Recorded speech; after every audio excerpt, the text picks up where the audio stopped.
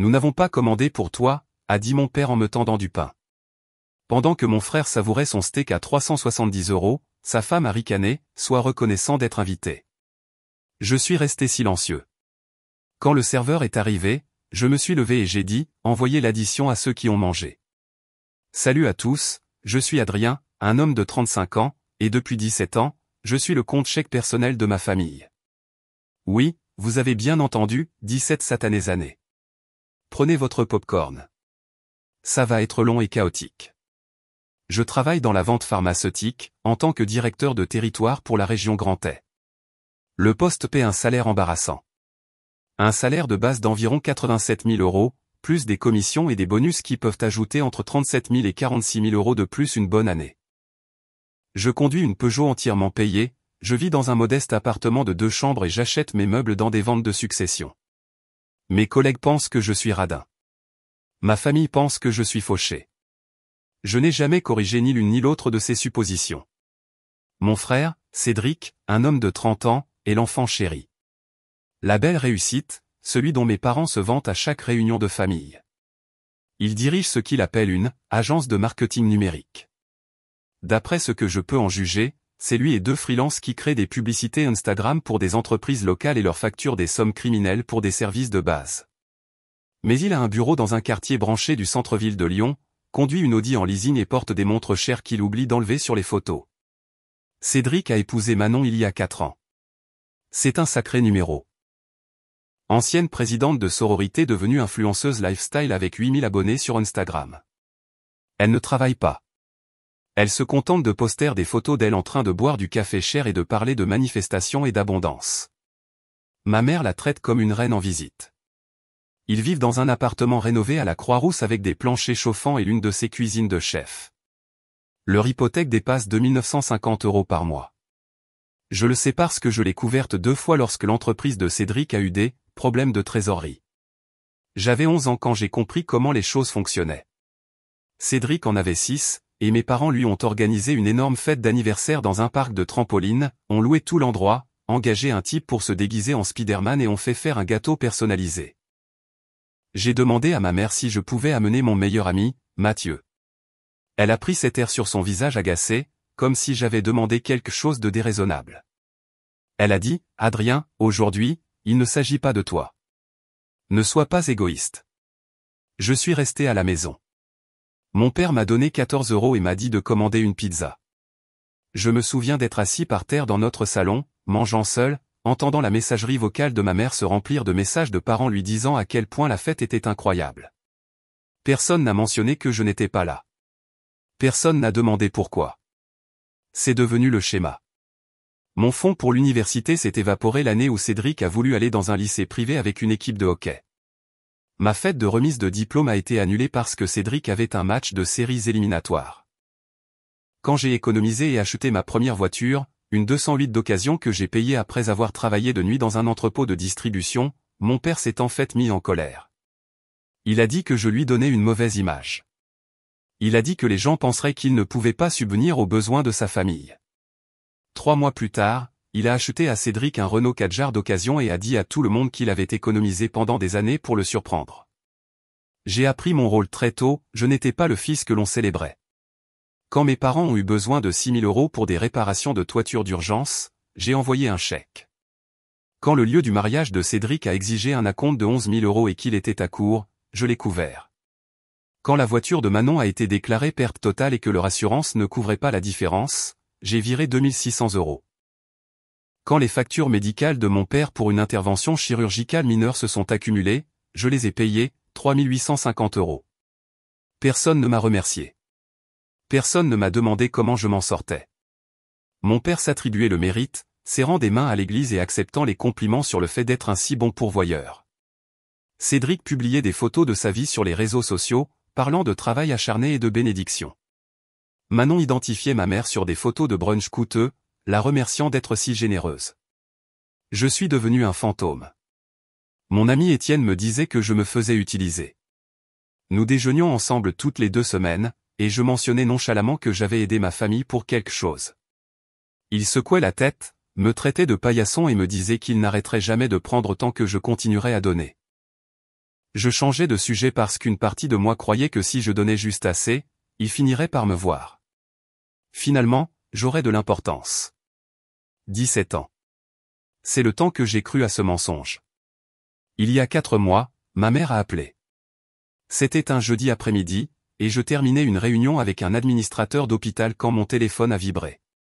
Elle utilisait sa voix, joyeuse. Elle a dit que mon père voulait emmener toute la famille dîner samedi soir. A dit que c'était important. A dit que Cédric et Manon avaient une nouvelle excitante à partager. Je savais déjà ce que cela signifiait. J'ai pensé à dire non, mais je savais ce qui se passerait. Ma mère enverrait de longs textos sur l'importance de la famille. Mon père laisserait un message vocal me traitant d'ingrat. Cédric posterait quelque chose sur la difficulté que c'est quand les gens ne soutiennent pas votre succès. C'était plus facile d'y aller. J'ai dit oui.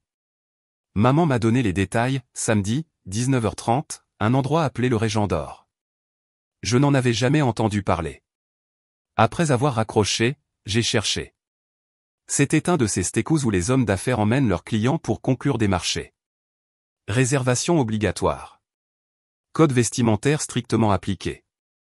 Le menu n'était même pas en ligne, mais les critiques mentionnaient des plats principaux à partir de 60 € et des steaks dépassant les 185 €. Je savais exactement comment ça allait se passer. Mon père s'assiérait en bout de table, commandant les plats les plus chers, portant des toasts, jouant le patriarche généreux. Puis, quand l'addition arriverait, il croiserait mon regard. Ce regard, celui qui disait « Tu t'en occupes, n'est-ce pas ?»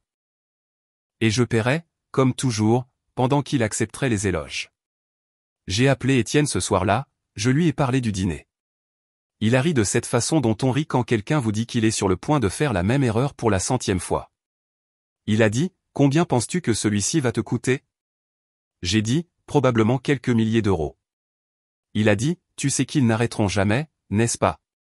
Pas tant que tu continueras à payer. » J'ai dit « Oui, je sais. » Mais je ne le savais pas. Pas vraiment. Pas encore. Le samedi est arrivé. J'ai passé la matinée à la salle de sport, puis j'ai déjeuné dans ce restaurant vietnamien que j'aime bien, où l'on peut avoir un énorme bol de pH pour 7 €. J'ai passé l'après-midi à rattraper mes courriels de travail et à regarder le football universitaire. Vers 18h45, je me suis changé pour mettre un pantalon de ville et une chemise.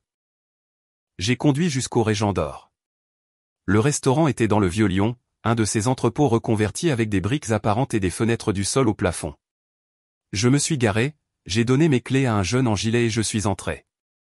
L'hôtesse était toute en noir et avait le genre de posture qu'on vous apprend dans les écoles de maintien. Je lui ai donné le nom de mon père.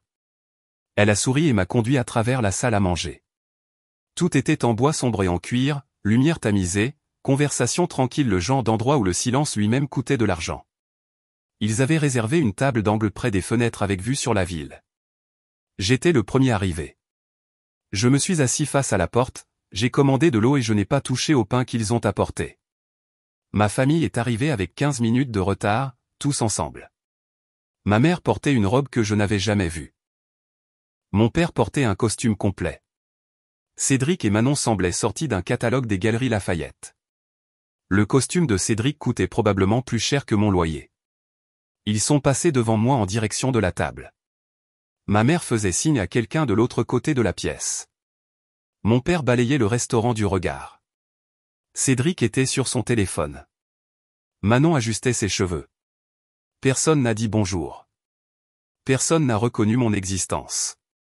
Ils se sont installés à leur siège, retirant leurs vestes, posant leur sac à main. Ma mère s'est penchée vers Manon et lui a murmuré quelque chose qui les a fait rire toutes les deux. Cédric a commandé une boisson avant même de regarder le menu. Mon père a interpellé le serveur et a commencé à poser des questions sur la carte des boissons. Je suis resté assis là, les mains jointes, attendant que quelqu'un me remarque. Le serveur est arrivé avec les boissons, les a versés dans 4 verres, ceux de mes parents, de Cédric, de Manon, et a complètement ignoré le mien. Mon père n'a pas remarqué. Puis les menus sont arrivés, de lourds volumes reliés en cuir avec des lettres dorées. J'ai ouvert le mien et je suis allé directement au prix. Les entrées coûtaient de 26 à 50 €. Le plat principal le moins cher était du poulet à 53 €. Il y avait des pâtes à 44 €. J'ai pensé que c'était ma meilleure option. Assez consistant, assez bon marché pour ne pas attirer l'attention. Mon père s'est penché en arrière sans même ouvrir son menu. C'est là que j'ai su qu'il allait voir grand. Il a dit, commandez ce que vous voulez. C'est la soirée spéciale. J'ai regardé à nouveau mon menu, j'ai retrouvé les pâtes. Ça irait. Le serveur est revenu, stylo en main. Mon père a commandé en premier. Le faux filet, le plus gros qu'ils avaient, avec du beurre à la truffe et de la moelle osseuse rôtie. Ma mère a commandé des coquilles Saint-Jacques avec du caviar et une queue de homard. Cédric et Manon ont débité leur commande, l'énorme T-bone, le filet, l'entrée de homard entier, des accompagnements supplémentaires. Puis tout le monde m'a regardé. Le serveur m'a regardé. J'ai ouvert la bouche pour commander les pâtes. Mon père m'a coupé la parole. Il a dit, Adrien n'a pas besoin de grand-chose. Il essaie d'économiser de l'argent. Il a tendu le bras sur la table, a attrapé la corbeille à pain. Elle était pleine de petits pains au levain chaud avec du beurre. Il l'a glissé vers moi. Le bruit de la corbeille raclant contre la nappe était fort dans le silence soudain. Il a dit, de toute façon, nous n'avons pas commandé assez pour toi. Ça devrait suffire. La table est devenue silencieuse, le genre de silence qui s'installe quand quelqu'un est humilié en public. J'ai fixé la corbeille à pain. Ma mère a baissé les yeux sur sa serviette. Cédric a eu un sourire narquois, jetant un coup d'œil à Manon. Elle avait ce petit sourire satisfait, comme si elle regardait quelque chose d'amusant. Elle a dit, honnêtement, tu devrais être reconnaissant que ton père t'ait même invité. Le serveur est resté figé. Son stylo n'avait pas bougé. Il m'a regardé, puis a regardé mon père, essayant de savoir si c'était une blague. J'ai légèrement secoué la tête. Il a reculé. J'ai tiré la corbeille vers moi, j'ai arraché un morceau de pain et je l'ai mâché lentement. Il n'avait aucun goût. Mon père a recommencé à parler, quelque chose à propos d'un investissement immobilier locatif. Ma mère a demandé à Manon des prénoms de bébé. Apparemment, c'était la grande nouvelle, ils attendaient un enfant. Cédric a consulté son téléphone, faisant défiler d'une main, buvant de l'autre. J'ai mangé un autre morceau de pain, puis un autre. La corbeille s'est vidée. Personne ne m'a offert autre chose. Le homard est arrivé. Cédric et Manon se sont jetés dessus, cassant les carapaces, commentant à quel point c'était bon. Ma mère a pris des photos. Mon père a versé plus de boissons. Quand les plats principaux sont arrivés, le serveur a placé d'énormes assiettes devant tout le monde, sauf moi. Le steak de mon père était de la taille d'un petit rôti. Le T-bone de Cédric dépassait de l'assiette. Manon a coupé dans son filet et s'est extasiée sur le fait que c'était la meilleure chose qu'elle ait jamais mangée. Ma mère a mangé ses coquilles Saint-Jacques les yeux fermés. J'étais assis là, les mains vides, à les regarder manger, en pensant aux chiffres. La réparation du toit que j'avais payé. Le mariage de Cédric. Les factures de chirurgie de mon père. La dette de carte de crédit de ma mère que j'avais effacée 2 fois. Les paiements d'hypothèque de Cédric, 2 fois. Les chiffres s'additionnaient dans ma tête pendant qu'il mâchait des steaks à 370 € et que j'étais assis là avec une corbeille à pain. Cédric m'a regardé. Tu sais, Adrien, si tu te donnais vraiment les moyens, peut-être que tu pourrais te permettre de manger comme un adulte. Manon a ri. A vraiment ri. Ma mère a eu un sourire narquois. Mon père n'a même pas levé les yeux. J'ai hoché la tête, sans rien dire. J'ai juste joint les mains et attendu. Qu'il profite de ce moment tant qu'il dure. Puis le dessert est arrivé, une chose au chocolat de la taille d'une balle de softball servie avec 4 cuillères. Ils l'ont dévoré en quelques minutes. J'ai regardé. Quand ils ont fini, mon père s'est tapoté le ventre. C'était parfait. Il faut qu'on fasse ça plus souvent. Le serveur est apparu, tenant un petit porte-addition en cuir noir. Il est passé devant tout le monde et s'est arrêté à côté de moi, le posant devant moi. Je l'ai ouvert. 2930 €. J'ai fixé le nombre. 2930 € pour un repas que je n'ai pas mangé. Puis je me suis levé. La chaise a raclé assez fort pour que les gens des tables voisines se retournent. J'ai fermé le porte-addition, je l'ai glissé sur la table vers mon père, j'ai regardé le serveur et j'ai dit, donnez-la aux personnes qui ont réellement mangé. Ils sont tous devenus silencieux comme la mort. Puis ma mère a demandé, pardon ? Oui, pardonnez-moi, ai-je répondu. Puis je suis parti. J'ai traversé le restaurant, passé devant le bar, devant le poste d'accueil, et je suis sorti par les portes d'entrée dans le froid d'octobre. Mes mains étaient stables. Je me sentais calme. Bizarrement, incroyablement calme, comme si j'avais retenu mon souffle pendant 17 ans et que j'avais enfin expiré. Je suis arrivé à ma voiture et je me suis assis derrière le volant. Je n'ai pas démarré le moteur. Je suis juste resté assis là dans le parking pendant 1 minute. À l'intérieur, je savais ce qui se passait. Le serveur se tenait à la table, tenant cette addition. Mon père fixait le total, le visage devenant rouge. Ma mère regardait nerveusement autour d'elle, s'inquiétant de ce que les gens pensaient. Cédric cherchait probablement son portefeuille, réalisant que sa carte de crédit ne couvrirait pas la moitié de cette somme. Mon téléphone a commencé à vibrer. Un texto de maman, reviens ici tout de suite. Papa, n'ose pas nous humilier comme ça. Règle ça immédiatement. Cédric, tu plaisantes? Tu nous mets dans l'embarras. Manon, tu es pathétique. Grandis un peu et paie l'addition. J'ai lu chaque message, je les ai laissés sur mon écran. Puis j'ai ouvert mes contacts et je les ai tous bloqués. Chacun d'entre eux. Clic, clic, clic. J'ai démarré la voiture, j'ai conduit lentement vers la maison, en prenant le long chemin à travers le centre-ville, le long de la rivière, à travers les vieux quartiers. Pas de précipitation, personne ne m'attendait, personne ne m'appelait. Je me suis garé à mon immeuble, j'ai monté 3 étages. Je suis entré et je me suis assis sur mon canapé dans la pénombre. Pendant 17 ans, j'avais cru que rester silencieux équivalait à maintenir la paix. Que payer pour leurs repas, leurs factures, leurs urgences était ce que la famille exigeait. Que si je donnais juste assez, ils finiraient par me voir. Que je me sentirais assez bien. Mais assis là, avec cette corbeille à pain devant moi pendant que ces salauds mangeaient des steaks à 370 €, j'ai enfin compris. Des années de culpabilité et de patience refoulée ont finalement cédé. Je n'ai jamais été leur fils ou leur frère. Alors, j'ai ouvert mon application bancaire, j'ai commencé à faire défiler les paiements automatiques que j'avais mis en place au fil des ans. L'adhésion au club de yacht de papa, 355 € par mois. Le paiement du prêt commercial de Cédric, 780 € par mois.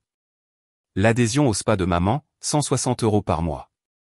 La multipropriété des parents à Marbella, 575 € par mois. J'ai annulé chacun d'entre eux. Chaque confirmation était comme un poids en moins. Je suis passé à mes cartes de crédit, j'ai trouvé les utilisateurs autorisés.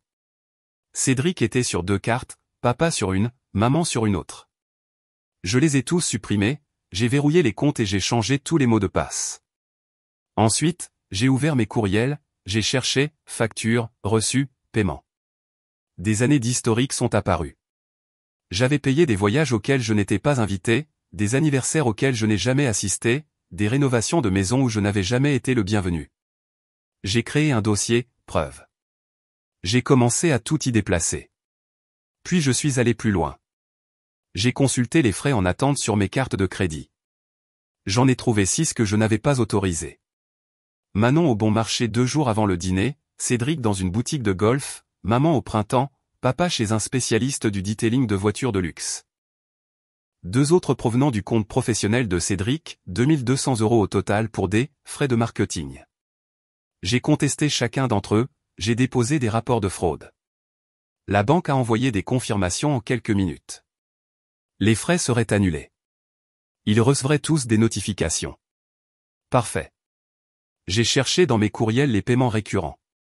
J'ai trouvé la multipropriété de Marbella. Mes parents l'utilisaient 3 semaines par an. Je payais les frais mensuels depuis 6 ans. Le prochain paiement était dans 5 jours. J'ai appelé la société, je l'ai annulé. Ils m'ont remboursé mon dépôt. J'ai trouvé une autre facture, le prêt commercial de Cédric. Il avait emprunté 35 000 € pour s'agrandir il y a 2 ans. Je couvrais le paiement mensuel depuis lors parce qu'il avait dit qu'il me rembourserait quand les choses se stabiliseraient. Elles ne se sont jamais stabilisées. J'ai appelé la banque, j'ai expliqué que je n'étais plus financièrement responsable. Ils ont mis à jour les dossiers. Toute correspondance future irait à Cédric. Le dimanche soir, j'avais annulé 15 paiements récurrents. Économie mensuelle totale, 3 600 €. 3600 € que j'envoyais chaque mois à des gens qui me traitaient comme un étranger. Lundi matin, j'ai rédigé un courriel à ma famille élargie, tante, oncle, cousin, qui commencerait probablement bientôt à recevoir des appels de mes parents. Je fais face à une affaire personnelle et j'ai besoin d'espace. S'il vous plaît, ne me contactez pas au nom de mes parents ou de Cédric. Je vous contacterai quand je serai prêt. Je l'ai envoyé à 22 personnes, puis j'ai mis en place des filtres de courriel.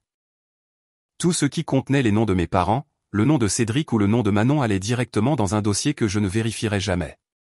J'ai appelé Étienne, je lui ai tout raconté. Il est resté silencieux un instant, puis il s'est mis à rire.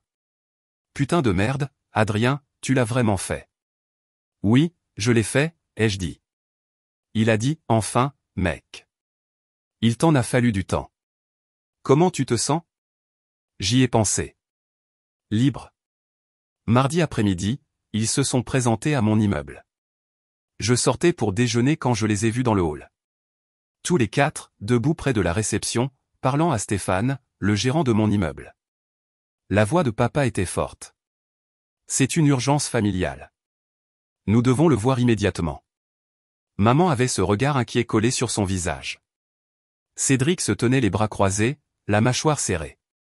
Manon avait l'air agacée. Je me suis arrêté juste à l'entrée du couloir, j'ai pris une grande respiration, j'ai envisagé de faire demi-tour, mais non. C'était mon immeuble, ma maison. C'étaient eux les intrus. J'ai avancé. Stéphane m'a vu le premier. Monsieur Dubois, ces gens disent qu'ils sont votre famille. Ils demandent l'accès à votre appartement. Je les ai regardés. Je ne veux pas d'eux dans mon immeuble. Maman s'est avancée. Adrien, s'il te plaît. Nous voulons juste parler. J'ai secoué la tête. Non. Le visage de papa est devenu rouge. C'est ridicule. Tu nous as embarrassés. Tu nous as laissés avec une facture de 2800 € que nous ne pouvions pas payer. Tu nous ignores. Tu nous dois une explication. Je l'ai regardé droit dans les yeux. Je ne vous dois rien. Débrouillez-vous. Cédric s'est rapproché. N'ose pas parler à ton père comme ça. Tu dois grandir et arranger ça. J'ai dit, vous n'êtes plus mon problème. J'en ai fini avec vous. Les yeux de maman se sont remplis de larmes. Adrien, comment peux-tu faire ça? Qu'est-ce qui t'est arrivé? Et quelque chose en moi a craqué. Ce qui m'est arrivé? Ai-je dit. Apparemment, je ne vous laisse plus me marcher dessus. J'ai supporté vos conneries pendant des années. Je vous ai tous aidés parce que j'étais assez stupide pour penser que vous me voyiez comme un fils. Ce n'est pas le cas. Vous me voyez comme un portefeuille. Maintenant, ce portefeuille est fermé. Alors, foutez le camp d'ici. Ils se sont figés, ayant l'audace d'avoir l'air blessés, en plus. Ce n'est pas vrai. Nous, a dit papa. Je l'ai interrompu. Alors pourquoi m'as-tu tendu une corbeille à pain pendant que tout le monde mangeait des steaks à 370 €? Pourquoi Manon m'a-t-elle dit que je devrais être reconnaissant que vous m'ayez même invité? Pourquoi est-ce que je paie pour vos vies depuis des années sans que vous ne disiez jamais merci? Le hall est devenu silencieux comme la mort. Stéphane s'est agité, mal à l'aise. Quelques résidents sont passés, essayant de ne pas dévisager. J'ai annulé les paiements. Tous. Je vous ai retiré de mes cartes de crédit. J'ai contesté les frais que vous avez faits sans demander. J'en ai fini maintenant. Encore une fois, débrouillez-vous et laissez-moi tranquille. Tu ne peux pas faire ça, a-t-il crié. Tu n'as pas le droit de nous couper les ponts comme ça. J'ai souri. Je viens de le faire. Poursuis-moi en justice. La voix de Cédric est devenue tranchante. Tu vas le regretter, Adrien. Je l'ai regardé. Vraiment pas, je me suis tourné vers Stéphane. S'il vous plaît, assurez-vous qu'il parte. Il a hoché la tête, s'est avancé vers ma famille. Vous devez partir. Je suis passé devant eux et je suis sorti par la porte d'entrée. J'ai entendu mon père crier mon nom. Je ne me suis pas arrêté. Je suis monté dans ma voiture, je suis parti. Je n'ai pas regardé en arrière une seule fois. Ce soir-là, j'ai fait les comptes. J'ai sorti chaque reçu, chaque relevé bancaire, chaque facture des 17 dernières années, et j'ai créé une feuille de calcul. Quand j'ai terminé, Le chiffre m'a laissé bouche bée. 260 000 euros. Je leur avais donné sur 17 ans. C'était une maison. C'était de l'argent pour la retraite. Je l'ai détaillé. La feuille de calcul faisait 14 pages une fois imprimée. Au cours de la semaine suivante, j'ai observé les retombées par courriel. Tout allait dans ce dossier filtré, mais je l'ai vérifié une fois, juste pour voir. Le club de yacht de papa a envoyé un avis de suspension. Adhésion résiliée pour non-paiement. Il avait 30 jours pour régler le solde ou perdre définitivement l'accès. La société de multipropriété de Marbella a facturé les 1750 € de frais d'annulation sur la carte de crédit de papa. Il devrait les payer ou faire face à un recouvrement. La banque a envoyé un avis à Cédric concernant son prêt commercial. Premier paiement manqué. S'il ne rattrapait pas son retard dans les 15 jours, ils entameraient une procédure de défaut de paiement. Un par un, les luxes que j'avais financés ont disparu. Mon oncle a envoyé un courriel. Il disait que papa avait des difficultés financières. Que maman était dévastée. Que je devrais reconsidérer ma décision parce que la famille pardonne. Je n'ai pas répondu. Une cousine m'a envoyé un message sur Facebook. Elle disait que je déchirais la famille. Que j'étais cruel pour un seul dîner. Je l'ai bloqué. Mais il n'avait pas fini. Ces gens ne connaissent rien aux limites. Et honnêtement, tout était de ma faute depuis le début. Ils sont allés beaucoup trop loin. 2 semaines après le dîner, je suis rentré du travail pour trouver ma voiture rayée avec une clé. De profondes rayures des deux côtés, du phare au feu arrière. Le mot « crétin » était gravé sur la portière du conducteur. Je suis resté là dans le parking, j'ai pris des photos sous tous les angles et j'ai déposé un rapport de police. Le policier qui s'est présenté a dit que, sauf si j'avais des enregistrements de caméras ou des témoins, il ne pourrait probablement pas faire grand-chose. Je savais qu'il avait fait. Je ne pouvais pas le prouver, mais je le savais. 3 jours plus tard, quelqu'un a crevé 2 de mes pneus. J'ai installé une dashcam ce soir-là, orientée vers l'avant et l'arrière, activée par le mouvement. Ça m'a coûté 370 €, mais ça en valait la peine. L'incident suivant concernait mon appartement. Je suis rentré chez moi pour trouver de la peinture éclaboussée sur ma porte, de la peinture rouge coulant sur le tapis, le mot « traître » en lettres maladroites. Stéphane, le gérant de l'immeuble, était en colère. Il a examiné les caméras du couloir. Les images montraient une silhouette en sweat à capuche et masque, mais on ne pouvait pas distinguer de visage. C'est arrivé à 2 heures du matin, quand personne n'était là. J'ai déposé un autre rapport de police. Le policier, le même qu'avant, a commencé à sembler plus intéressé.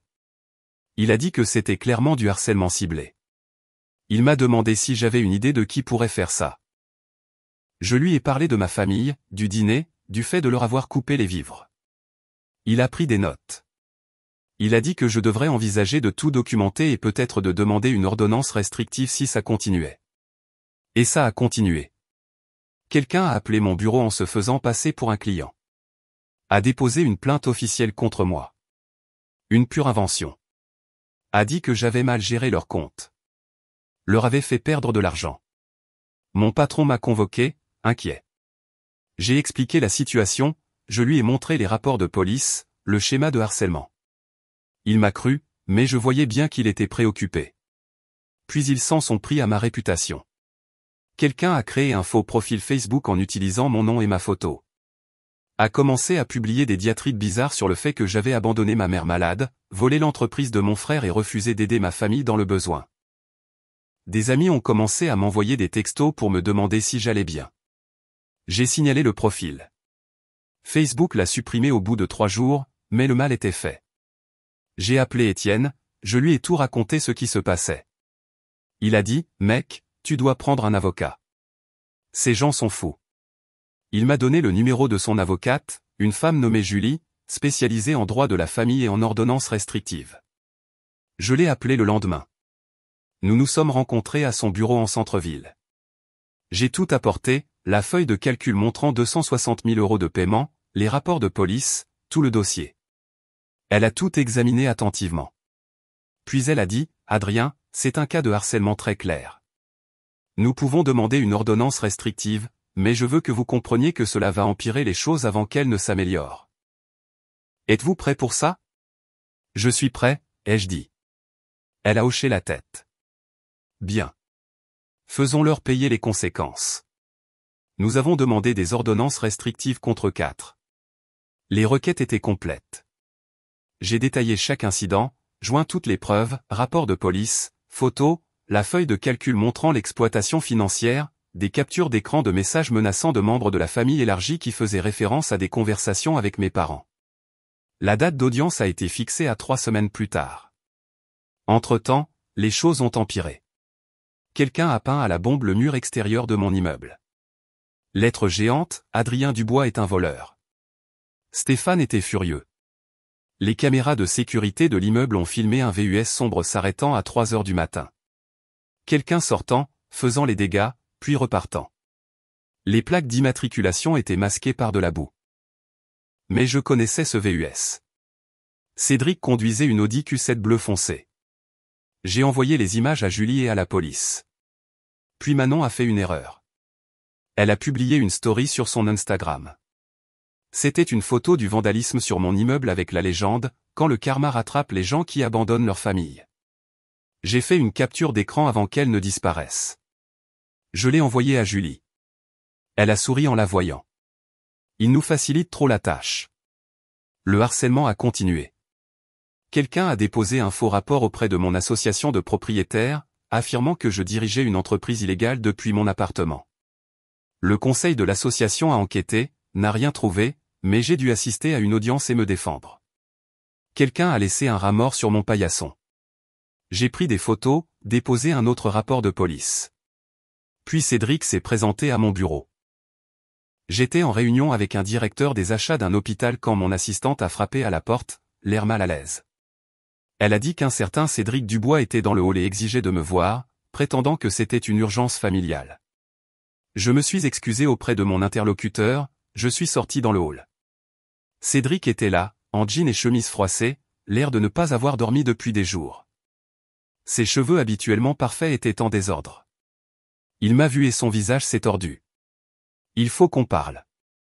J'ai dit, non, pas du tout. Il s'est rapproché. Tu es en train de détruire cette famille. Maman est sous anxiolytique à cause de toi. Papa a dû vendre son bateau. Mon entreprise est en train de couler parce que tu as retiré le paiement du prêt. Manon est enceinte et complètement stressée. Ce n'est pas mon problème. Sa voix est devenue plus forte. Tu nous dois ça, Adrien. Je ne vous dois rien. Tu dois partir maintenant. Sinon quoi? J'ai sorti mon téléphone, j'ai commencé à enregistrer. Sinon j'appelle la police et j'ajoute un autre incident à la demande d'ordonnance restrictive. Son visage a pâli. Il a regardé le téléphone, puis moi. Tu fais vraiment ça? C'est vous qui avez fait ça. Vous tous. Maintenant, pars. Il s'est retourné et est sorti. Je l'ai regardé monter dans son VUS, le même que sur les images de sécurité, et démarrer en trombe du parking. J'ai immédiatement envoyé la vidéo à Julie. Ce soir-là, j'ai reçu un appel d'un numéro inconnu. J'ai failli ne pas répondre, mais quelque chose m'a poussé à le faire. C'était ma mère, en pleurs. Adrien, s'il te plaît. Ton père a dû contracter un prêt. Nous avons besoin d'aide. Nous avons besoin de toi. J'ai dit, non, maman. Passe à autre chose. Je ne suis plus votre banque. Ce n'est pas juste. J'ai dit, vous avez laissé Cédric et Manon se moquer de moi. Vous m'avez utilisé pendant 17 ans et ne m'avez jamais demandé une seule fois comment j'allais. Maintenant, vous vandalisez ma propriété et me harcelez au travail. Et vous voulez parler de justice? Elle est restée silencieuse un long moment. Si tu ne nous aides pas, nous allons perdre la maison. Alors vous perdrez la maison. Comment peux-tu être si cruel? J'ai appris des meilleurs, ai-je dit. Puis j'ai raccroché et bloqué le numéro. Le jour de l'audience est arrivé, et c'était magnifique. Le palais de justice était froid et impersonnel. Julie m'a rejoint dans le couloir devant la salle d'audience. Elle portait 2 mallettes pleines de preuves. Elle a dit, ils sont là. Tous les 4. Ils ont un avocat aussi. Un type nommé Maître Durand. Il va essayer de te dépeindre comme vindicatif et financièrement contrôlant, mais ne t'inquiète pas. On va l'enterrer. Nous sommes entrés dans la salle d'audience. Ma famille était assise de l'autre côté avec leur avocat, un homme d'âge moyen dans un costume cher, l'air confiant. La juge était une femme d'une 60aine d'années. Elle avait la réputation de ne pas tolérer les absurdités. L'audience a commencé. Maître Durand a parlé en premier, essayant de me dépeindre comme ce fils contrôlant qui avait financièrement manipulé sa famille pendant des années, puis leur avait soudainement coupé les vivres sans avertissement. Il a affirmé que le vandalisme n'était pas prouvé, que le faux profil Facebook aurait pu être créé par n'importe qui, et que ma famille voulait juste se réconcilier. Puis Julie s'est levée et les a détruits. Elle a parcouru avec la juge la feuille de calcul entière, 260 000 € de paiement sur 17 ans. Elle a montré les documents du dîner au Régent d'Or, où l'on m'avait tendu une corbeille à pain pendant qu'il commandait pour plus de 2800 € de nourriture. Elle a montré le harcèlement immédiat qui a commencé dès que je leur ai coupé les vivres financièrement, la voiture rayée, les pneus crevés, le vandalisme, le faux réseau social, le rat mort, Cédric se présentant à mon lieu de travail. Elle a présenté les images de sécurité montrant le VUS de Cédric à mon immeuble la nuit où quelqu'un a peint à la bombe l'extérieur. Elle a montré la story Instagram de Manon célébrant le vandalisme avec cette légende suffisante sur le karma. Puis sont venus les dossiers financiers, chaque débit de carte de crédit non autorisé, chaque paiement annulé, chaque transaction contestée. Maître Durand a essayé de s'opposer, affirmant que l'historique financier n'était pas pertinent dans une affaire de harcèlement. La juge l'a immédiatement fait taire et lui a dit qu'elle déciderait de ce qui était pertinent. Julie a continué, a prouvé que Cédric avait déposé de fausses plaintes, le rapport de l'association de propriétaires, la fausse plainte de clients à mon travail et a montré comment le harcèlement s'était intensifié sur 5 semaines selon un schéma clair de représailles. Puis elle a passé la vidéo de Cédric à mon bureau, me faisant face, me menaçant. Quand elle a terminé, la juge est restée assise un moment, regardant ma famille avec une expression de dégoût total. Mon père n'a pas pu se taire. Maître Durand a essayé de l'arrêter, mais papa s'est levé et s'est lancé dans tout un discours sur la façon dont il m'avait élevé, m'avait tout donné, et maintenant j'abandonnais la famille pour un seul dîner, une seule erreur. Il a vraiment dit ça. La juge l'a laissé parler pendant environ 30 secondes avant de le couper. Elle lui a demandé sans détour s'il m'avait tendu une corbeille à pain pendant que tout le monde mangeait des steaks chers. Il a bafouillé et a essayé de dire que c'était un malentendu. Elle a demandé si j'avais payé le dîner. Il a admis que non, qu'ils avaient dû le payer eux-mêmes après mon départ. Puis elle a sorti les documents financiers montrant les 260 000 € que j'avais payés au fil des ans et a demandé si c'était exact. Le visage de papa est devenu rouge, il a commencé à faire marche arrière, disant que j'avais offert d'aider et qu'il ne m'avait jamais forcé à payer quoi que ce soit. Elle a parcouru les preuves une dernière fois, puis a levé les yeux. Sa voix était glaciale lorsqu'elle a annoncé qu'elle accordait l'ordonnance restrictive. Il leur était interdit à tous les 4 de me contacter directement ou indirectement. Ils ne pouvaient pas s'approcher à moins de 150 mètres de mon domicile, de mon lieu de travail ou de mon véhicule. L'ordonnance resterait en vigueur pendant 2 ans. Ma mère s'est mise à pleurer. Papa avait l'air d'avoir été giflé. Le visage de Cédric s'est tordu de rage. Manon fixait le sol. Et voici la meilleure partie. La juge a ajouté qu'elle leur ordonnait de payer un dédommagement pour les dommages matériels. Elle a dit que nous soumettrions une liste détaillée et que le tribunal l'examinerait pour déterminer le montant final. L'audience était terminée. Julie s'est tournée vers moi en souriant. Ça s'est bien passé. J'ai hoché la tête. Honnêtement, je me sentais juste fatigué. Nous sommes sortis de la salle d'audience. Ma famille était dans le couloir, regroupée avec Maître Durand. Mon père m'a vu, a commencé à dire quelque chose. Julie s'est interposée entre nous. Ne faites pas ça. Vous êtes sous le coup d'une ordonnance du tribunal maintenant. Partez. Ils sont partis. Julie et moi sommes restés là un moment. Elle a demandé, ça va? Je vais très bien, ai-je répondu. Elle a hoché la tête. Maintenant vient la partie amusante. Nous allons leur faire payer ce qu'ils ont fait. L'audience pour le dédommagement a été fixée à 6 semaines plus tard. Entre-temps, Julie a engagé un expert comptable judiciaire pour tout examiner, chaque incident de vandalisme, chaque réclamation pour dommages matériels, chaque dépense prouvable liée à leur harcèlement. L'expert comptable était un type nommé Thomas Roger. Il ressemblait au père de quelqu'un, mais avait les instincts prédateurs d'un requin. Il a examiné mes dossiers comme s'il enquêtait sur une fraude financière.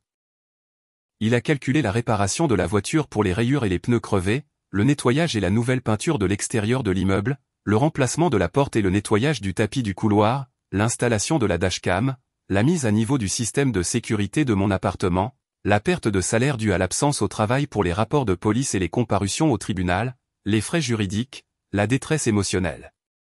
Il a dit que nous pourrions argumenter que ce total s'élevait à 19 000 €. Mais Thomas a dit que nous devrions viser plus haut. Il a dit que nous pourrions inclure les débits frauduleux de cartes de crédit qu'ils avaient effectués avant que je ne coupe les ponts, ce que j'avais contesté. Cela ajoutait 5 250 € de plus. Et il a dit que nous pourrions demander des dommages-intérêts punitifs en raison du schéma de harcèlement. Julie a accepté.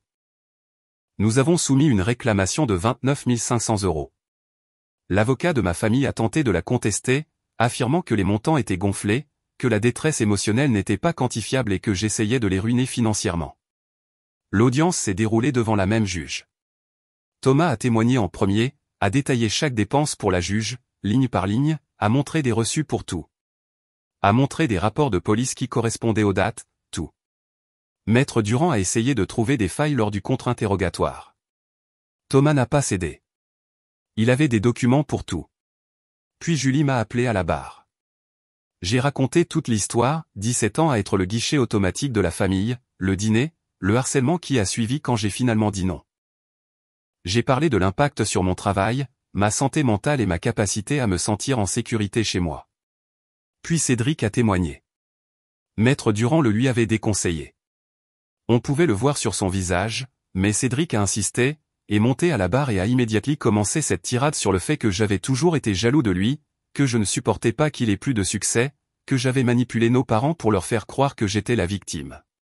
Julie l'a juste laissé se pendre avec ses propres mots pendant 5 bonnes minutes. Puis elle a posé une simple question. Avez-vous vandalisé la propriété de votre frère? Non, je ne l'ai pas fait. Julie a montré les images de sécurité. Est-ce votre véhicule? Cédric s'est figé. Il ressemble au mien, mais je l'ai prêté à quelqu'un cette nuit-là. Quel ami? Je ne me souviens pas, bien sûr. Quand les témoignages se sont terminés, la juge n'a pas perdu de temps à délibérer. Elle a annoncé qu'elle m'accordait 22 000 € de dommages-intérêts et de dédommagement. Le montant couvrait les dommages matériels documentés, la perte de salaire, les frais juridiques et la détresse émotionnelle. Ils se le partageraient à 4, à parts égales, soit 5 500 € chacun. Paiement dû dans les 90 jours, sinon elle autoriserait une saisie sur salaire. Mon père s'est levé d'un bond, a commencé à protester qu'il ne pouvait pas se le permettre. La juge l'a fait taire. Coup de marteau. Terminé. Je suis sorti de ce palais de justice avec Julie à mes côtés. Elle a souri. Ils vont devoir vendre des choses. Réduire leur train de vie. Faire face à des conséquences pour une fois. J'ai hoché la tête. Bien. 3 mois plus tard, j'ai reçu un chèque par la poste. 22 000 €. Un chèque de banque provenant du compte en fiducie d'un avocat. Ils avaient payé. Je l'ai déposé. Puis j'en ai pris la moitié et je l'ai donné à une organisation à but non lucratif d'éducation financière qui aide les jeunes à apprendre à gérer un budget et à éviter les relations financières toxiques. J'ai gardé l'autre moitié. J'en ai utilisé une partie pour faire un voyage de 2 semaines en Italie. Quelque chose que j'avais toujours voulu faire mais que je n'avais jamais fait. Je n'ai rien posté à ce sujet sur les réseaux sociaux. Je n'en ai parlé à personne, sauf à Étienne. J'y suis juste allé. J'ai mangé de la nourriture incroyable. J'ai vu des temples. J'ai marché dans des villes où personne ne me connaissait. Quand je suis rentré, mon appartement semblait différent. Plus léger. L'ordonnance restrictive était toujours en vigueur. Personne ne m'avait contacté. Personne ne l'avait violé. J'ai changé de numéro de téléphone par sécurité. Je l'ai dit à Étienne et à quelques amis proches. Personne d'autre. Au travail, les choses se sont améliorées. Mon patron m'avait soutenu pendant tout ce temps, et j'avais travaillé dur pour prouver que le drame n'affecterait pas mes performances. J'ai terminé l'année avec un dépassement de quota de 15%. J'ai eu un bonus. La vie a continué. Je pense encore parfois à cette nuit où Régent dort la corbeille à pain, l'expression sur leur visage quand je me suis éloigné de cette addition, la panique qu'ils ont dû ressentir. Mais surtout, Je pense au moment dans ma voiture après, assis dans le parking sombre, bloquant leurs numéros un par un, et au silence qui a suivi. C'est à ce moment-là que je me suis choisi. YouTube vient de lancer cette nouvelle fonctionnalité, Hype. Si vous êtes accro à cette histoire, écrasez ce bouton Hype. Cela dit à YouTube, cette vidéo mérite d'exploser.